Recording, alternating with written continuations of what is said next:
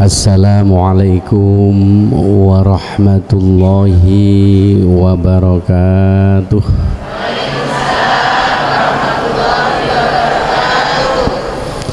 Sayur asem dicampur bayem, sakjane nggak begitu adem tapi jawab salam kok rada melempem.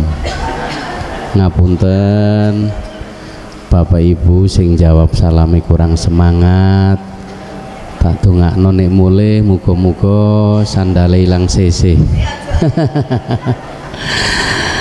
Assalamualaikum warahmatullahi wabarakatuh.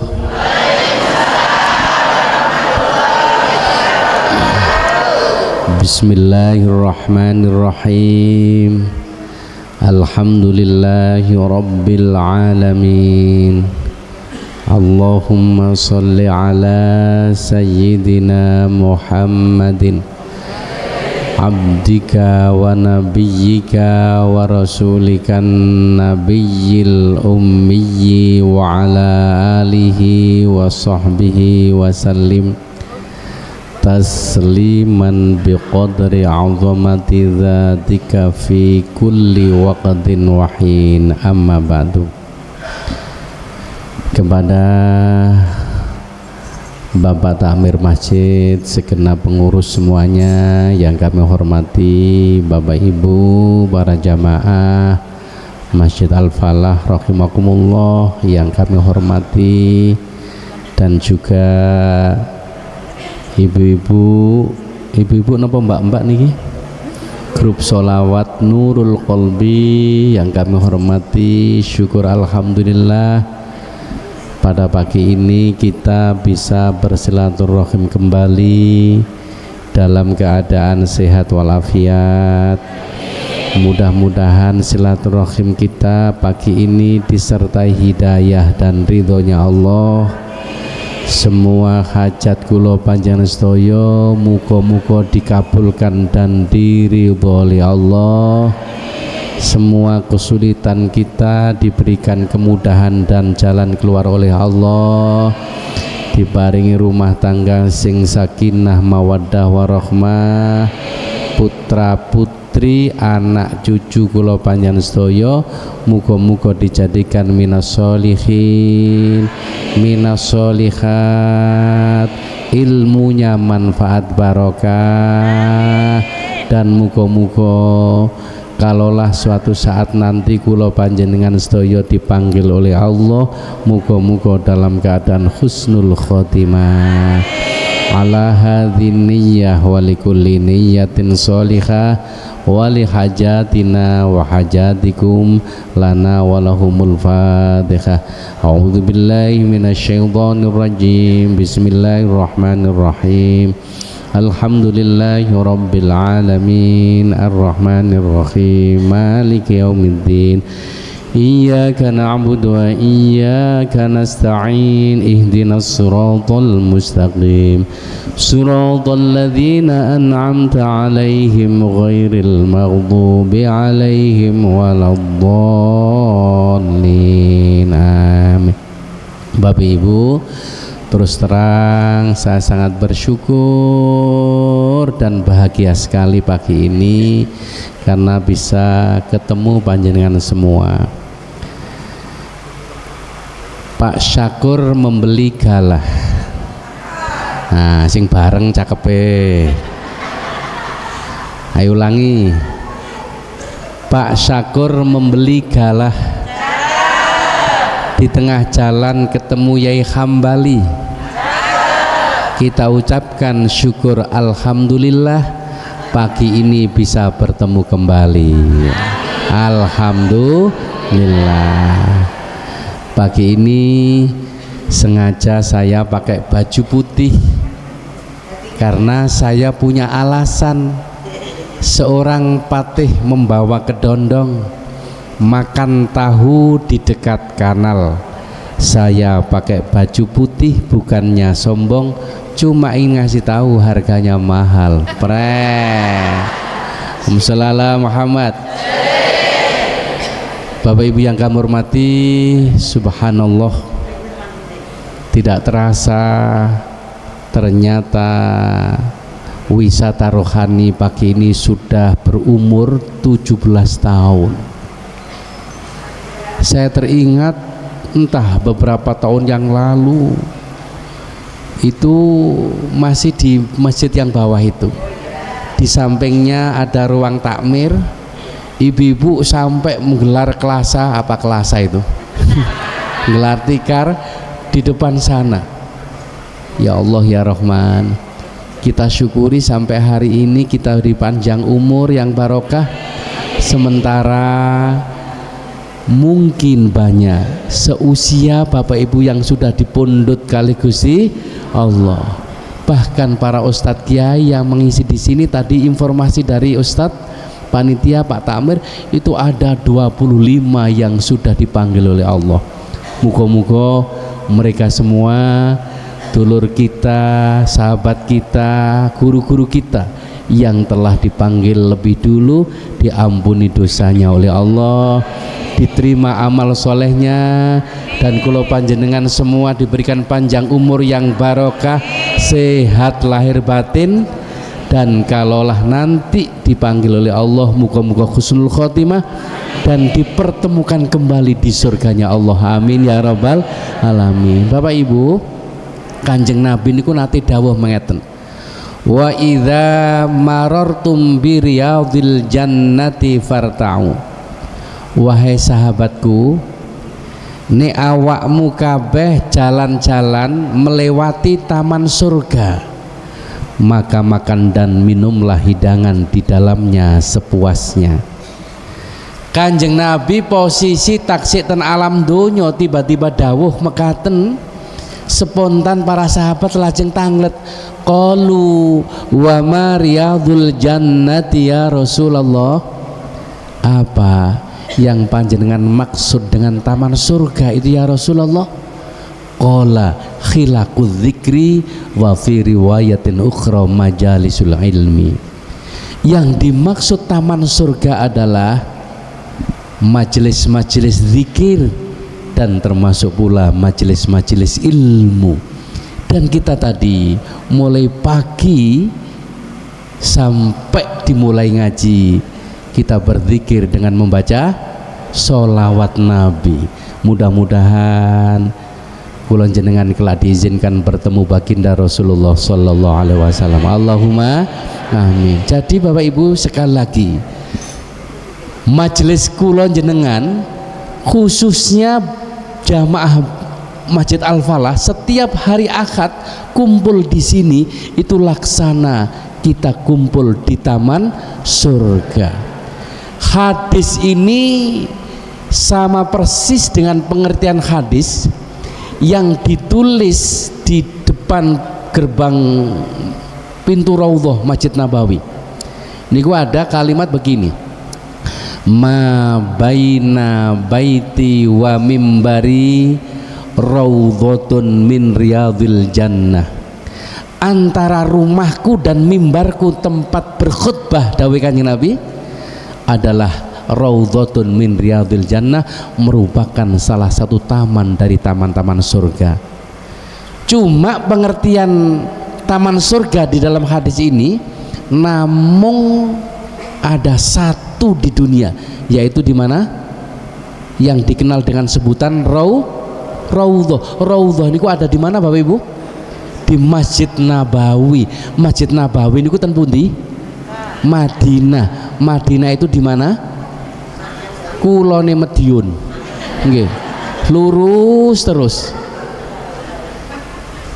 Cuma Raudhah taman surga yang di Masjid Nabawi ini hanya bisa dimasuki kalau kita sedang haji dan umroh.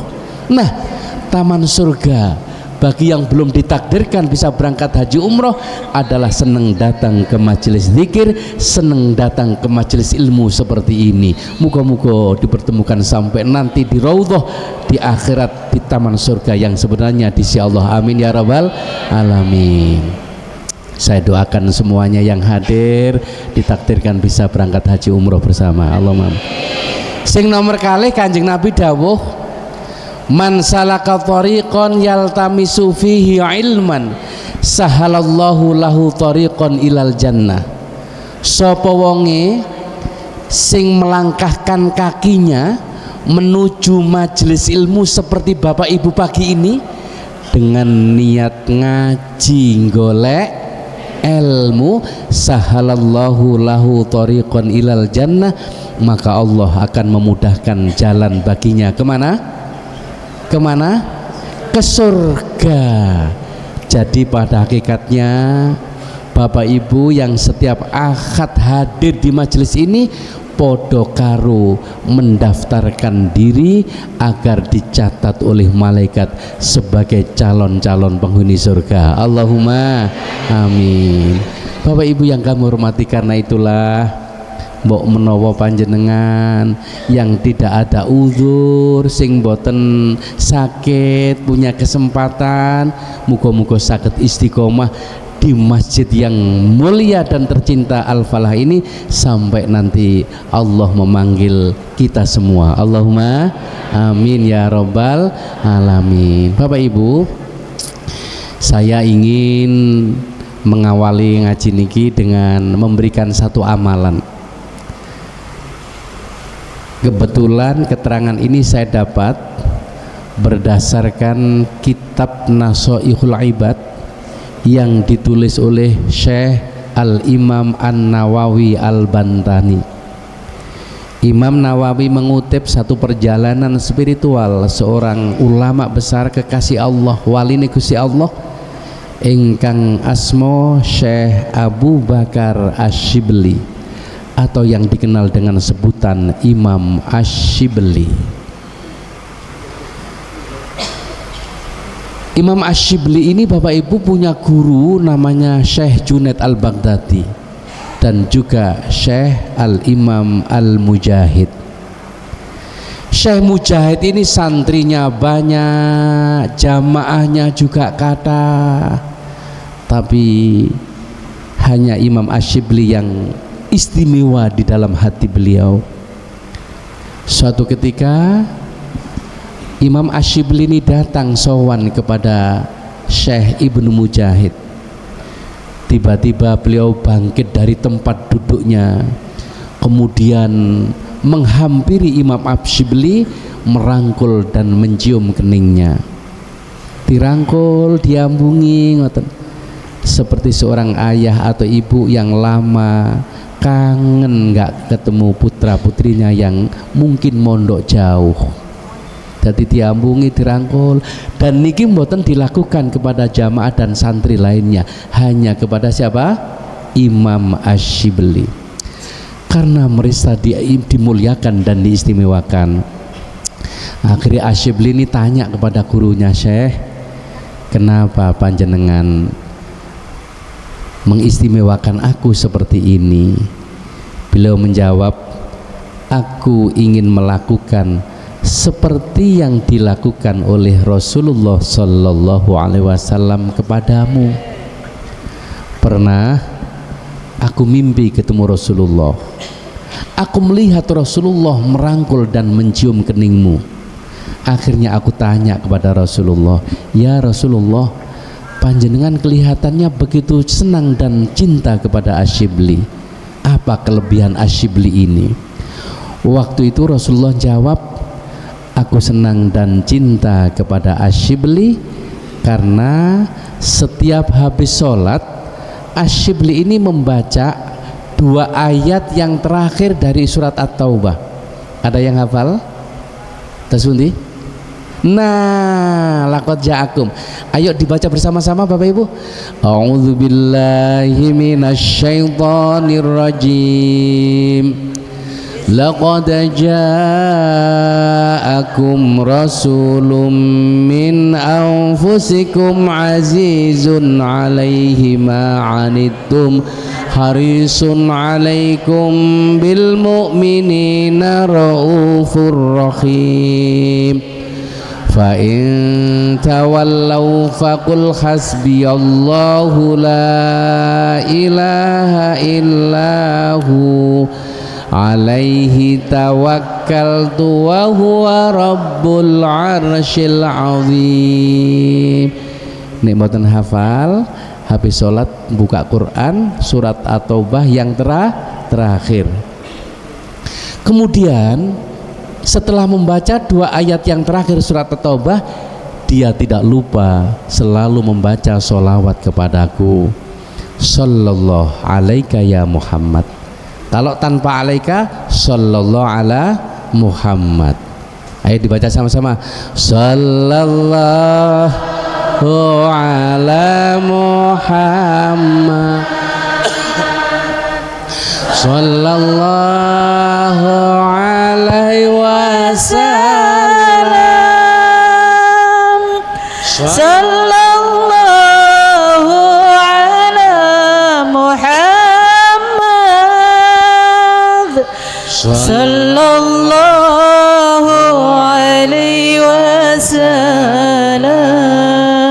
Akhirnya kemudian ditanyakan, apa betul wahai Asyibli kamu selalu membaca ayat yang terakhir dari surat At-Taubah dan membaca sholawat seperti tadi? Iya, memang betul, aku tidak lupa dan tidak pernah meninggalkannya. Coba Bapak Ibu, mimpinya dengan ketemu Rasulullah dengan kenyataan waktu ditanyakan kepada Asyibli ternyata sama. Karena ini bukan sembarang mimpi, tapi mimpi ketemu siapa? Rasulullah sallallahu alaihi wasallam. Dalam satu hadis Kanjeng Nabi dawuh, man ro'ani fil manami faka'annama yaroni fil yaqdhah. Sapa wonge sing nate ngipi ketemu aku, maka pada hakikatnya benar-benar ketemu aku, sama dalam keadaan sadar dan terjaga seperti ini. Fa inna syaitana la yatamatsalu bi, karena sesungguhnya setan tidak mampu menyerupai bentuk wajahku. Nek kula jenengan Bapak Ibu nate ngipi ketemu almarhum almarhumah mbah-mbahe keluargane sing pun sedo, itu bisa benar bisa tidak, tapi kalau mimpi ketemu Rasulullah dijamin Rasulullah yang hadir menjumpai kita semua. Allahumma sholli ala Muhammad. Walaupun ketok ngipi ketemu Rasulullah mboten gampang, hanya orang-orang yang bersih hatinya, hanya orang-orang yang istimewa dalam pandangan Allah yang dikehendaki bisa bertemu Rasulullah walaupun dalam keadaan mimpi. Ngapunten, adakah di antara Bapak Ibu sing nate ngipi ketemu Kanjeng Nabi? Alhamdulillah. Enten malih? Halo, ibu-ibu? Mboten enten? Kula sing ngomong gitu dereng.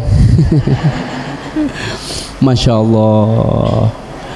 Oleh karena itulah mudah-mudahan barokahnya sholawat yang kita baca tadi, kula jenengan kelak diizinkan bertemu baginda Rasulullah sallallahu alaihi wasallam di surganya Allah dan selalu mendapat syafaatnya. Allahumma amin. Bila ingin berjumpa Nabi di dalam surga, senangkan dulu hatinya dengan apa? Dengan sholawat. Bila ingin selamat nanti dari neraka, mintalah syafaat pada Nabi Muhammad. Ayo, jangan ragu, jangan tunggu waktu, istiqomalah sholawat setiap waktu. Jangan ragu, jangan tunggu waktu, istiqomalah sholawat setiap waktu. Tambah turu kabeh. Halo, ngantuk? Kalau Bapak Ibu terserang batuk, tangan dan kaki cepat kencangkan. Kalau jam segini sudah terasa ngantuk, mungkin tadi belum sarapan. Nah. habis ngaji sarapan dewe-dewe nggih. Ayo selawat sama-sama. Allahumma sholli ala Muhammadin ya Rabbi sholli alaihi wasallim. Allahumma sholli ala Muhammadin ya Rabbi sholli alaihi wasallim. Bila ingin berumah tangga, bila ingin bahagia dalam rumah tangga, modal utama adalah ilmu agama. Bila ingin melihat Nabi di hari kiamat, teguhkan cintamu pada Nabi Muhammad. Ayo, Allahumma sholli ala Muhammadin ya Rabbi sholli alaihi wasallim. Allahumma sholli ala Muhammadin ya Rabbi sholli alaihi wasallim. Pagi-pagi makan roti, rotinya 2, isinya sirsat. Pagi-pagi kita bersolawat Nabi, semua kelak dapat syafaat. Allahumma. Masih bisa dilanjut? Ya, waktunya masih setengah jam lagi ya. Alhamdulillah. Bapak Ibu yang kami hormati, ada seorang sahabat namanya Rabi'ah bin Ka'ab. Rabi'ah bin Ka'ab ini termasuk golongan sahabat yang dikenal dengan sebutan Ahlus Suffah. Siapa Ahlus Suffah itu? Adalah kelompok sahabat yang tergolong fuqara wal masakin, hidupnya sebatang kara, membuat rumah-rumah di tenda di seputar Masjid Nabawi. Umumnya mereka tidak punya istri dan anak karena saking melarate Bapak Ibu. Mereka memilih hidup di seputar emper Masjid Nabawi karena ingin dekat dengan Rasulullah Sallallahu Alaihi Wasallam. Ada di antaranya namanya Thauban, sahabat Abu Dzar Al-Ghifari, bahkan ada sahabat yang sangat banyak meriwayatkan hadis namanya sahabat Abu Hurairah radhiyallahu an. Nah, begitu pula namanya Rabi'ah bin Ka'ab ini menjadi pelayan Rasulullah 24 jam Bapak Ibu. Bukan hanya siang, bahkan malam. Beliau seringkali tidur di depan pintu Rasulullah agar ketika dipanggil dan diperlukan langsung siap sedia. Jadi kalau malam dipanggil Rasulullah, beliaulah yang menyiapkan air untuk wudhu Rasulullah Sallallahu Alaihi Wasallam. Karena sudah mengabdi lama dan melayani Rasulullah, suatu saat Rasulullah nimbali Rabi'ah bin Ka'ab. Wahai Rabi'ah, dalam ya Rasul, awakmu sudah sekian tahun melayaniku, sekarang aku ingin memberikan sesuatu kepadamu. Rasulullah kepingin memberikan kenang-kenangan yang terindah kepada sahabat namanya Rabi'ah bin Ka'ab. Karena itu nyuwuno nang aku, mintalah kepadaku, aku akan kabulkan. Piyambake ditawari ngoten niku bingung Bapak Ibu. Kira-kira njaluk apa iku kok tiba-tiba Rasulullah nawari mintalah sesuatu kepadaku. Umpama ibu-ibu, bapak-bapak ditawari ngoten niku njaluk napa, Pak? Njaluk duit. Jenengan ya napa, Bu? Rabi'ah bin Ka'ab niki sahabat miskin. Tapi piyambake bingung, akhirnya bilang begini, ya Rasulullah, izinkan aku untuk berpikir beberapa saat, apa kira-kira yang harus aku minta kepada panjenengan. Akhirnya bareng dikei kesempatan dan dia sudah menemukan apa yang harus diminta, akhirnya datanglah kepada Rasulullah, ya Rasulullah, aku sudah menemukan yang harus aku minta kepada panjenengan. Ya silahkan. Ya Rasulullah, mintakan aku kepada Allah, mohonkan aku kepada Allah agar kelak aku di akhirat dimasukkan kembali ke dalam surga bersamamu, agar aku kembali dekat denganmu. Rasulullah kaget sambil mengatakan, kenapa kamu tidak minta harta, padahal kamu ini gak duwe duit? Kenapa kamu tidak minta dicarikan istri supaya punya rumah tangga, punya anak, punya istri seperti sahabat-sahabat lainnya? Piyambake jawab, ya Rasulullah, seandainya saya punya harta banyak atau sedikit, cepat atau lambat pasti akan habis. Akeh utawa titik nek jenenge duit, harta benda pasti habis pada saatnya. Nek kula niki nyuwun anak, nyuwun istri,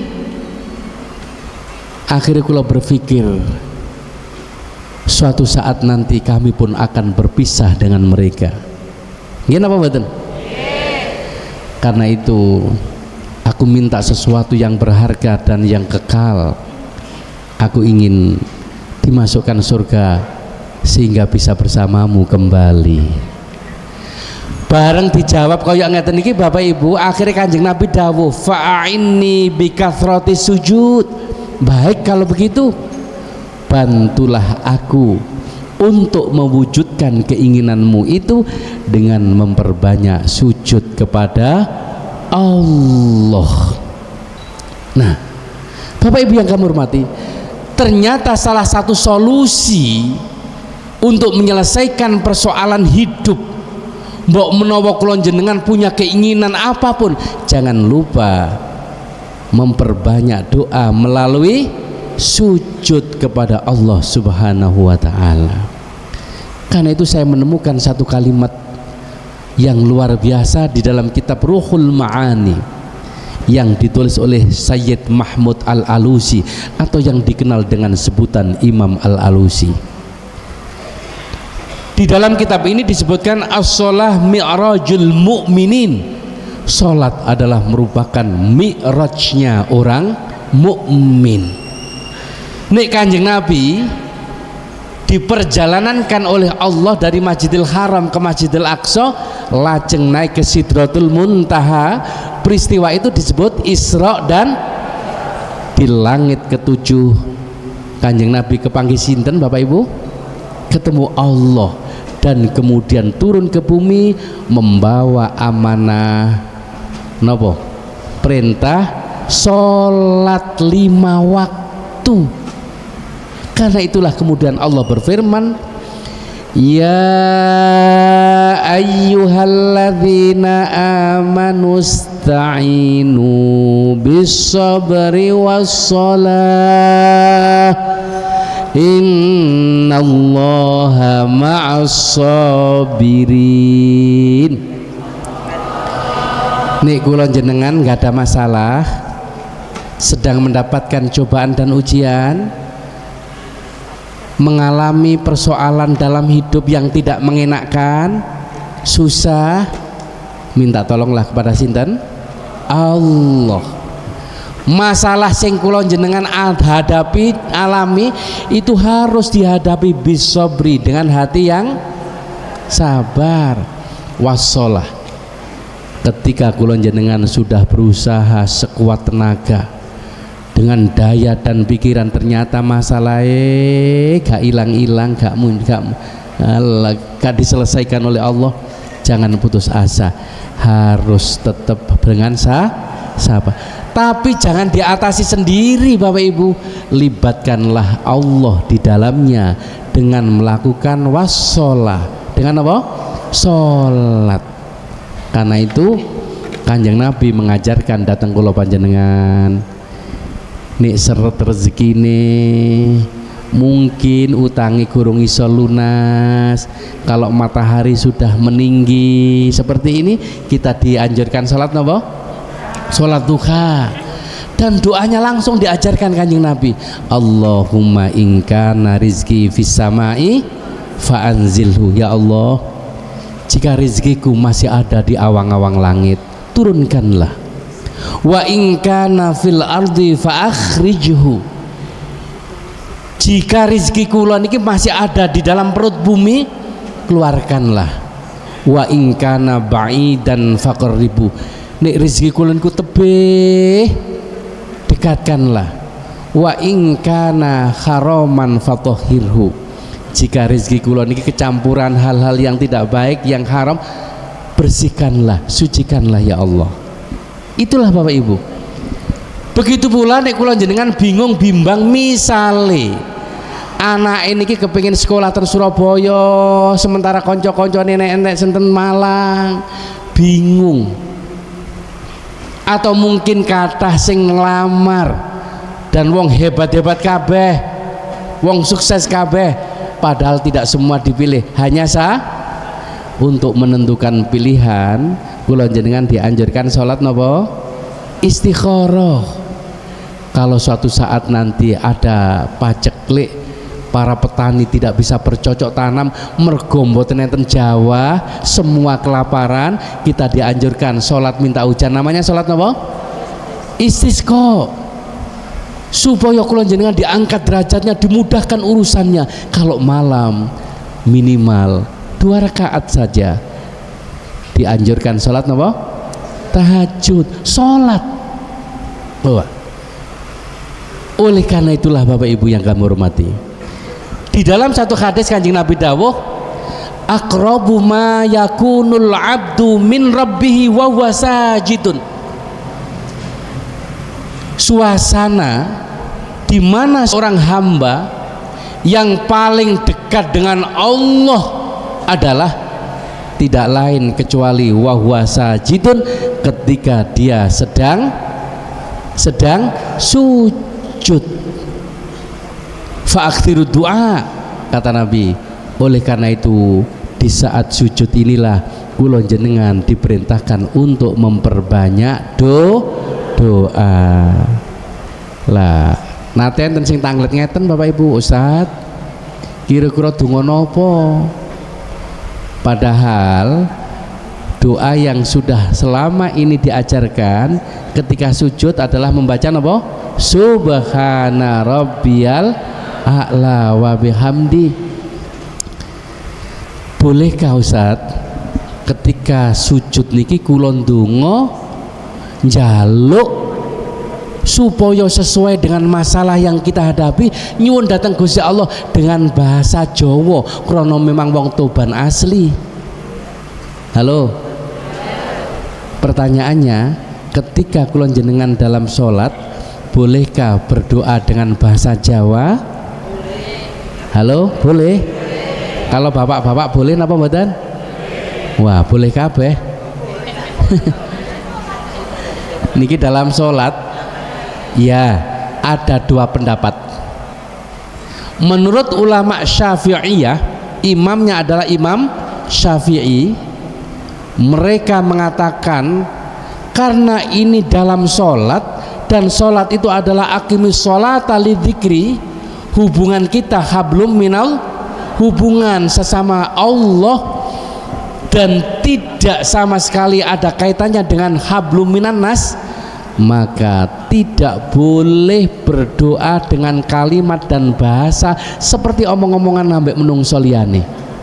Harus dengan bahasa zikir, baik yang terdapat dalam Al-Quran maupun dalam hadis yang diajarkan oleh Rasulullah Sallallahu Alaihi Wasallam. Nek ndonga dengan bahasa Jawa dengan redaksi yang dibuat sendiri itu bisa batal, walaupun apik. Contohnya ngeten, ya Allah, muga-muga kula niki jenengan paringi putra putri ingkang soleh solihah po'o. Anak kula sakniki ujian ya Allah, muga-muga diparingi lulus po'o. Mari lulus ujian muga-muga nang oleh pekerjaan po. Mari oleh pekerjaan muga-muga nang diparingi oleh jodoh po. Mari oleh jodoh ya Allah muga-muga nang iso gawe omah. Mari iso gawe omah muga-muga diparingi saged haji umroh kabeh po. Jare malaikat akeh po niti mang jaluke. Walaupun itu bagus, itu bisa membatalkan sholat, nggak boleh. Karena apa? Karena dalam sholat nek wis mari sembayang boleh. Oleh karena itu nek kula jenengan kepengin di anak sing soleh-soleh kan tetap harus mengambil dari ayat Al-Quran. Misalnya Rabbi habli minas solihin, Rabbi habli minas solihin, atau Rabbana hablana min azwajina wa dhurriyyatina qurrata a'yunin waj'alna lil muttaqina imama, atau Rabbi ja'alni muqimas sholati wa min dhurriyyati Rabbana wa taqabbal du'a Rabbana ighfirli wa liwalidayya wa lil mu'minina yauma yaqumul hisab. Atau kalau ingin rezekinya lancar dengan doa sholat duha di dalam sholat itu boleh, karena itu doa yang diajarkan Rasulullah. Tapi lek ndonga dengan bahasa tadi tidak boleh. Cuma boleh tapi nggak boleh diucapkan, cukup di dalam hati. Ngoten. Jadi hati-hati. Lek menurut ulama Syafi'iyah nggak boleh diucapkan ya, bisa batal. Tapi menurut ulama Hanafiyah boleh, selama yang diminta niku adalah untuk kemaslahatan kebahagiaan dunia dan akhirat. Seperti tadi boleh, tidak membatalkan sholat. Yang tidak boleh niku njaluk ten Gusti Allah sesuatu yang mustahil dikabulkan Allah. Minta sesuatu sing gak mungkin diparingi karo Gusti Allah. Contohnya ngeten, ya Allah, andai kata kula niki nggak ada sayap, kula badhe terbang tiap bulan dan tiap tahun untuk melakukan umroh dan haji ke Mekah Madinah, daripada bayar larang-larang ya Allah, karena itu belilah saya sayap lah. Mungkin apa mboten? Jare malaikat gundulmu. Atau ndonga ngeten Bapak Ibu, ya Allah, andai kata aku bisa membelah diriku jadi dua, aku akan nikah lagi ya Allah, sehingga semalam bisa tidur dengan dua istri saya. Kan akhirnya gak tukaran mergo loro kabeh. Mungkin apa mboten? Gak mungkin. Itu bisa membatalkan sholat. Tapi kalau meminta sesuatu yang sangat mungkin dikabulkan Allah seperti tadi, itu boleh dan tidak membatalkan sholat. Karena itu ini juga berkembang. Manakala ada imam yang lupa,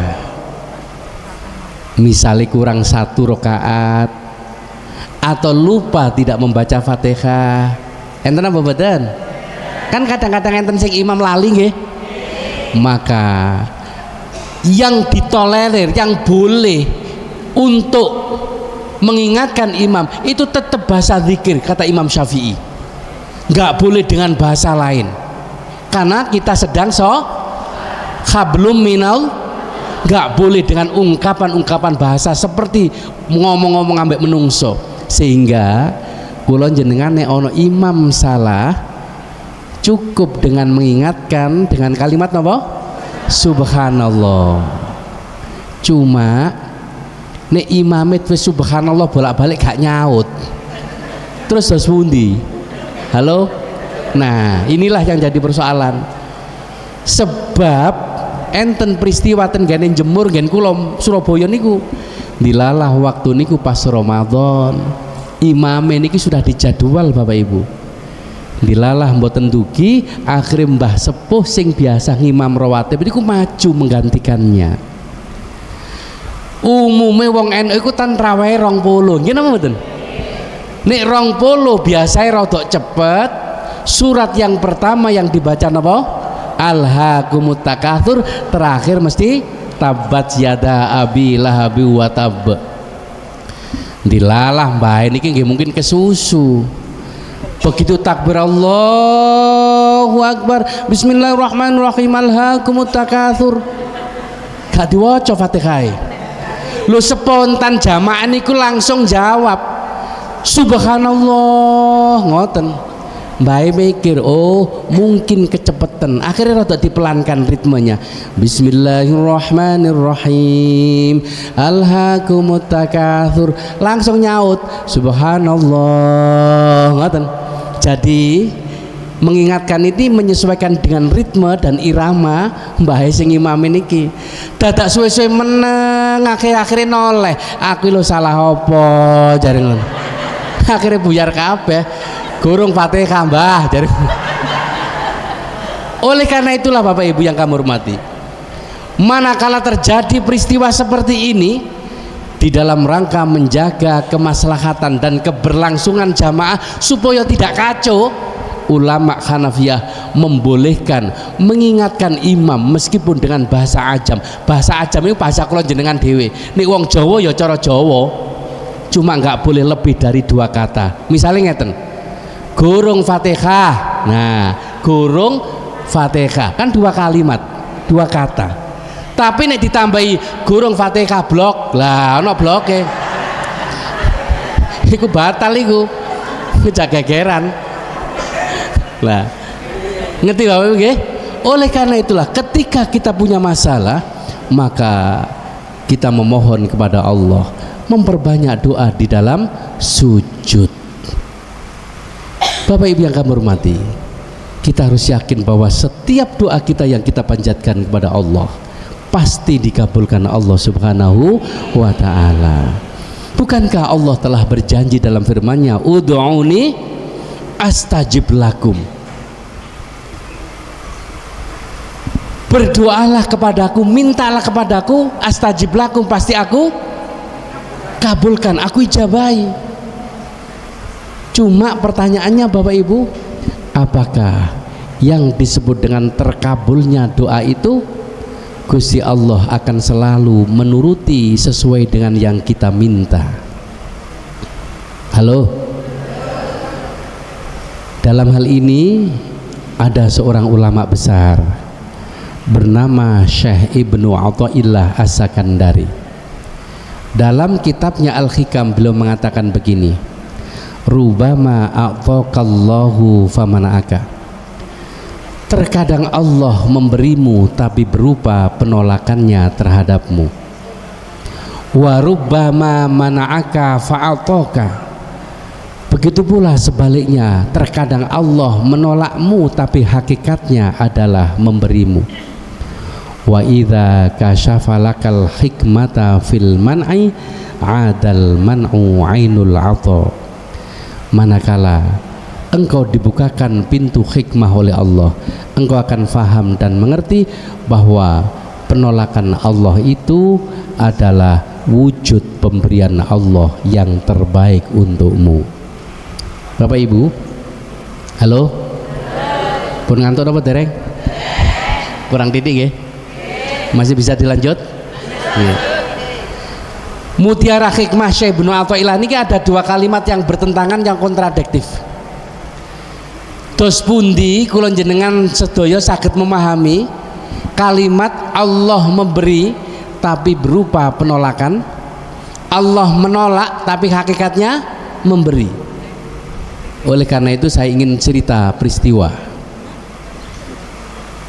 Ada seorang tukang becak punya hutang 5 juta.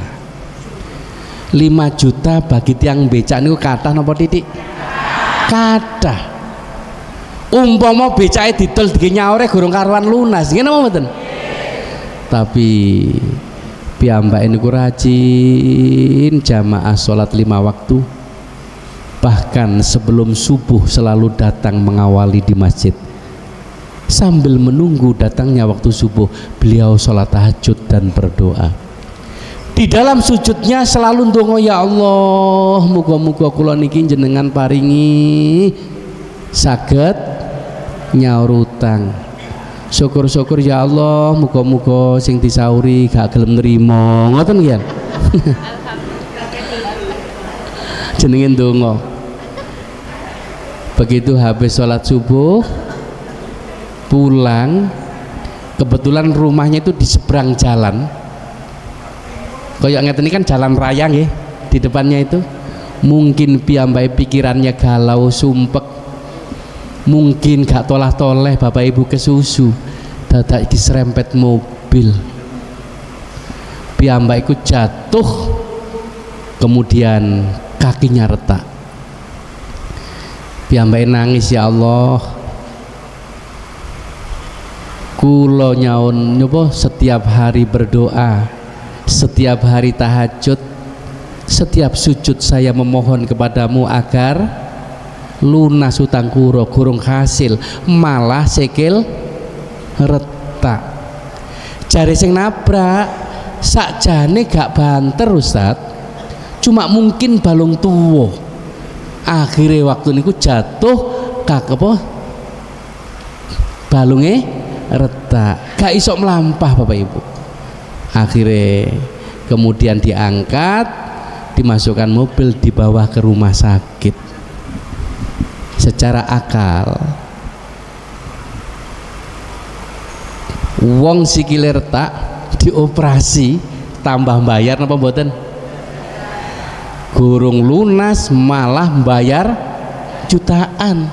Begitu diperiksa ternyata di rongsen retak, dokter spesialis bedah mengatakan ini biayanya sekitar 10 sampai 15 juta. Coba bapak ibu ingat dawuh Syekh Ibnu Athaillah,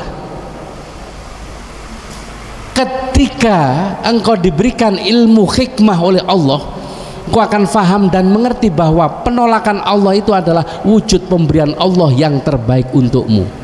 Secara akal gak nutut, sebab retak gak duwe duit mlebu rumah sakit, bayare tambah entek jutaan, tambah kathah utange. Nggih napa mboten? Itu kalkulasi akal manusia. Tapi ternyata Allah punya rencana di luar kemampuan hambanya. Akhirnya waktu niku diabani entek 15 juta niku wau, sing nyopir akhirnya ngomong ngeten, Pak, dos pundi kalau kita lapor kepada polisi supaya dapat surat keterangan kecelakaan, ini sebagai salah satu syarat untuk mendapatkan apa? Napa? Jasara harja. Loh, ternyata di dalam dasara harja niku nikmati itu dapat santunan 50 juta, nek loro pengobatan kaya ngeten iki hanya 20 juta. Terserah sampean kepengin mati apa urip. Ini mati oleh akeh. Nah, ya Allah ya Rahman, Bapak Ibu, bareng wis mari operasi pasang platina, duit dibayar 15 juta, masih sisa berapa? 5 juta. Akhirnya sing 5 juta diserahkan bojone, Bu, sampean saurno nanggone tonggo sing kita hutangi kemarin. Cari bojone, alhamdulillah Mas, barokah sampean keserempet akhirnya iso nglunasi utang. Sing kurang ajar, sesuk tak dongakno muga-muga keserempet maneh, jare ngono coba. Bojone jawab, ning ngono sesuk gantian awakmu sing keserempet. Jadi bukankah Allah telah berjanji, fa inna ma'al usri yusra, inna ma'al usri yusra. Karena itu kalau kita punya pegangan seperti ini, setiap punya persoalan mengadukan pada Allah dengan berdoa dan sholat, maka tadi Allah berfirman, innallaha ma'as-sabirin, Allah akan hadir menyertai urusan kita. Allah yang akan menyelesaikan dan mengambil alih, bukan kita yang menyelesaikan, tapi Gusti Allah. Hati kan resah juga gelisah jikalau hidup tidak ibadah. Tanamkan cinta pada yang esa dan juga rindu pada Rasulnya. Ayo sama-sama, Allahul Rabbunal kafi qasatanal kafi wasatanal kafi likulin kafi qasatanal kafi wa ni'mal kafi alhamdulillah. banyak burung di tengah sawah, terbang melayang berkicau ria. Jika hati sedang gelisah, baca sholawat jadi obatnya. Sholatu Salamullah ala Rasulillah. Salatullah salamullah ala Yasin Habibillah. Karena itulah selanjutnya kemudian Syekh Ibnu Athaillah As-Sakandari dawuh, la yakun ta'akhuru amatil atha ma'il haqi fid du'a mujiban liyasika fahuwa dhamina lakal ijabah. Tertundanya pemberian Allah kepadamu sementara kamu sudah bersungguh-sungguh berdoa kepada Allah, siang dan malam berdoa tiada henti, masih belum dikabulkan Allah, jangan menyebabkan kamu putus asa. Yakinlah, fahuwa dhamina lakal ijabah, Allah sudah janji menjamin dan akan mengabulkan semua doamu. Cuma fima yakhtaruhu laka la fima takhtaru linafsika. Apa yang hendak diberikan kepada hambanya yang berdoa ini, yang terbaik itu tergantung pilihan dan kehendak Allah, bukan tergantung pada pilihan dan kehendakmu sendiri. Wa fil waqtil ladzi yuridu la fil waqtil ladzi turidu. Adapun kapan saatnya, waktu yang tepat doa itu dikabulkan, itu juga waktu yang tergantung pilihan Allah, bukan waktu yang tergantung menurut kehendakmu sendiri. Nek kula jenengan kepingine sakdek saknyet, tapi biasanya nek ndonga langsung dikabulkan, itu biasanya hanya sekedar sesuai dengan yang kita minta Bapak Ibu. Contoh, misalnya kula jenengan ana wong amen, suaranya gak pate enak, kita cepet-cepet ngasih uang walaupun nyanyi ini gurung tutuk, itu biasa nih recehan apa uang wongkul, mesti recehan. Kenapa mboten? Mergo napa? Krana suaranya gak enak dan kita tidak menghendaki untuk mendengarkannya. Nah sing ngono ya krasa, mergo dikira receh langsung ngalih gak ditutuk no nyanyi ini kan, ngoten nggih. Halo. Tapi nek panjenengan kok tiba-tiba ada seorang pengamen yang suaranya bagus, menarik, apalagi yang dibaca adalah sholawat, lu kok ono ngamen pakai sholawat Nabi, jenengan seneng. Akhirnya kemudian, Mas tambah satu lagu lagi karena aku ingin mendengarkan. Akhirnya kemudian tambah satu lagi, itu biasanya dikei receh apa rada akeh? Rada akeh. Allah pun juga begitu, ketika kita minta dan belum langsung dikabulkan, karena Allah senang ingin mendengar pujian-pujian kita dengan asmanya. Oleh karena itu tidak langsung dikasih oleh Allah, berarti Allah punya rencana yang terbaik yang akan diberikan kepada hambanya. Karena itu dalam Al-Quran Allah berfirman, wa asa an takrahu syai'an wa huwa khairul lakum wa asa an tuhibbu syai'an wa huwa syarrul lakum wallahu ya'lamu wa antum la ta'lamun. Bapak Ibu, terkadang dalam hidup ini kata Allah, kula jenengan tidak menghendaki sesuatu ojo sampai terjadi, ambek Gusti Allah malah diparingi.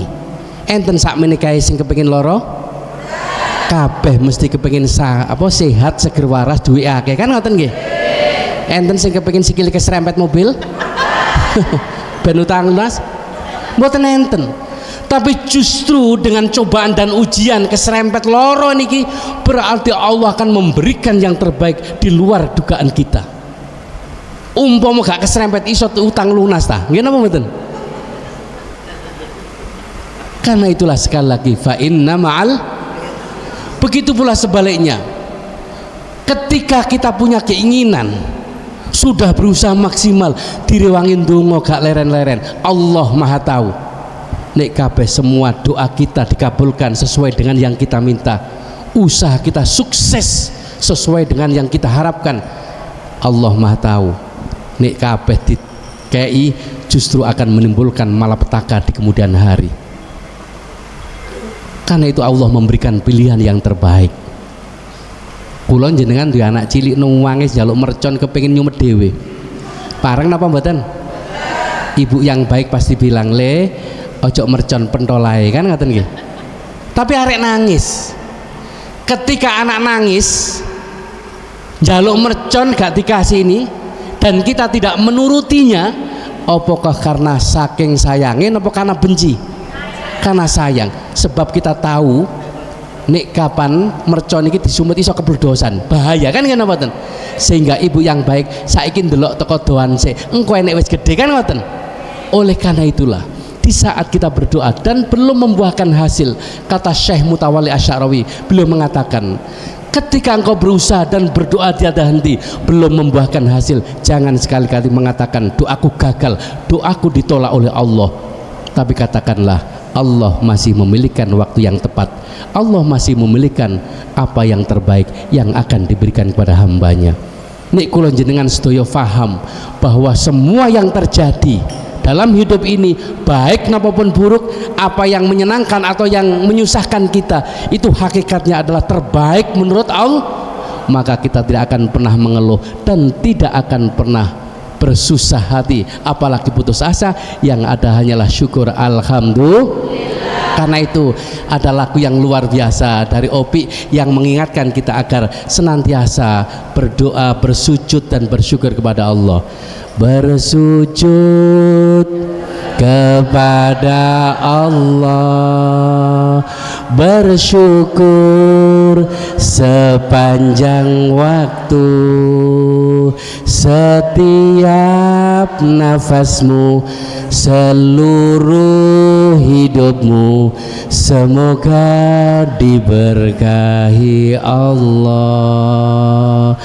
Bersabar taat pada Allah, menjaga keikhlasannya, seluruh hidupmu, setiap langkahmu, semoga dirahmati Allah. Sama-sama, alhamdulillah wa syukurillah, bersyukur padamu ya Allah, kau jadikan kami saudara, indah dalam kebersamaan. Sekali lagi, alhamdulillah wa syukurillah, bersyukur padamu ya Allah, kau jadikan